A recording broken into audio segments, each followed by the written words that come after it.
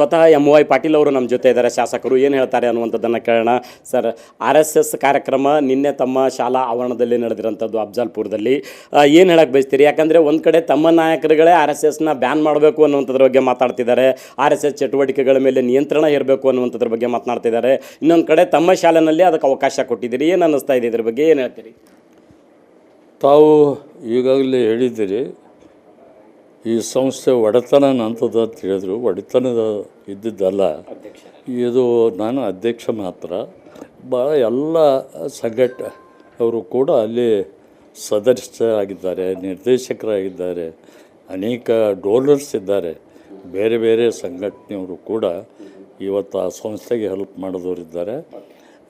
ಅದೇನು ನನ್ನ ಸ್ವಂತ ಆಸ್ತಿ ಕೂಡ ಅಲ್ಲ, ಅಥವಾ ನಮ್ಮ ಪಕ್ಷದ ಕಚೇರಿನೂ ಅಲ್ಲ. ಅದು ಸಾರ್ವಜನಿಕ ಇರೋದರಿಂದ ನಾವು ಯಾವಾಗ ಯಾರು ಕೇಳ್ತಾರೆ ಖಾಲಿ ಇದ್ದಾಗ ನಾವು ಕೊಡ್ತಾ ಬಂದಿದ್ದೇವೆ. ಇವರಿಗೂ ಕೂಡ ಖಾಲಿ ಇದ್ದರೆ ಕೊಡ್ರಿ ಅಂಥೇಳಿ ನಾನು ಪತ್ರ ಬರೆದಿದ್ದೆ. ಆ ಪ್ರಕಾರವಾಗಿ ನಮ್ಮ ಸಂಸ್ಥೆಯವರು ಅವರಿಗೆ ನೀಡಿದ್ದಾರೆ. ಆದರೆ ಪ್ರಿಯಾಂಕ ಖರ್ಗೆ ಅವರು ಏನು ಹೇಳಿದ ಮಾತಿನಲ್ಲಿ ಯಾವುದೂ ತಪ್ಪೇನಿಲ್ಲ ಅಂತ ನನಗೆ ಅನ್ನಿಸ್ತದೆ. ಯಾಕಂದರೆ RSSದವರ ಮೂಲ ತತ್ವ ಇಂದ ದೂರ ಸರಿದಿದ್ದಾರೆ.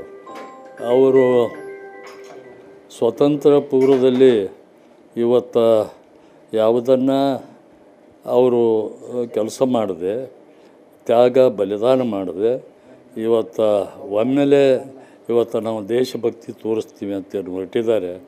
ಅದು ಜನರಿಗೆ ದಿಕ್ಕು ತಪ್ಪಿಸುವಂಥ ಹಾದಿಯಲ್ಲಿ ಇದ್ದಾರೆ ಅಂತೇಳಿ ನಾನು ಅಂದ್ಕೊಂಡಿದ್ದೀನಿ. ಪ್ರಿಯಾಂಕ ಖರ್ಗೆ ಅವರು ಹೇಳ್ತಾ ಇದ್ದಾರೆ RSS ಬ್ಯಾನ್ ಮಾಡೋದ್ರ ಬಗ್ಗೆ ಮಾತನಾಡ್ತಾ ಇದ್ದಾರೆ. ಆ ವಿಚಾರದಲ್ಲಿ ತಮ್ಮ ನಿಲುವೇನು ಸರ್? RSS ತನ್ನ ಧೋರಣೆಯನ್ನು ಬಿಟ್ಟು, ಈಗಾಗಲೇ ನಾನು ಹೇಳಿದೆ, ಅವರು ದೇಶದ ಒಂದು ಸಾಂಸ್ಕೃತಿಕ ಒಂದು ಹಿನ್ನೆಲೆಯಲ್ಲಿ ನಾವು ಭಾರತದ ಸ್ವಾತಂತ್ರ್ಯ ಆದ ಮೇಲೆ ನಾವು ತಿರಂಗ ಜೆಂಡಕ್ಕೆ ಎಷ್ಟು ಗೌರವ ಕೊಡ್ತೀವಿ, ಅದನ್ನು ಇವತ್ತು RSSದವರು ಅವ್ರು ಮಾಡ್ತಾಯಿಲ್ಲ. ತಮ್ಮ ಕಚೇರಿ ಮೇಲೆ ಯಾವಾಗಲೂ ಅವರು ತಿರಂಗ ಜೆಂಡ ಉಪಯೋಗ ಮಾಡ್ತಾಯಿಲ್ಲ, ಭಗವಾ ಜೆಂಡಾನೇ ಉಪಯೋಗ ಮಾಡ್ತಾರೆ. ಅದಕ್ಕೆ ನಾವು ಖಂಡಿಸ್ತಾ ಇದ್ದೇವೆ. ಒಂದು ಲಾಠಿಯನ್ನು ಹಿಡ್ಕೊಂಡು ಇವತ್ತು ಪಥಸಂಚಲನ ಮಾಡೋದಕ್ಕೆ ಕೂಡ ನಾವು ವಿರೋಧ ಮಾಡ್ತೀವಿ.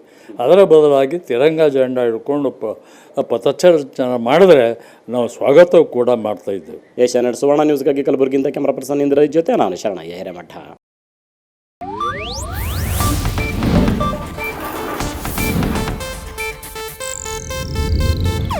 ಇದು ಏಷ್ಯಾನೆಟ್ ನ್ಯೂಸ್ ನೆಟ್ವರ್ಕ್ ಪ್ರಸ್ತುತಿ.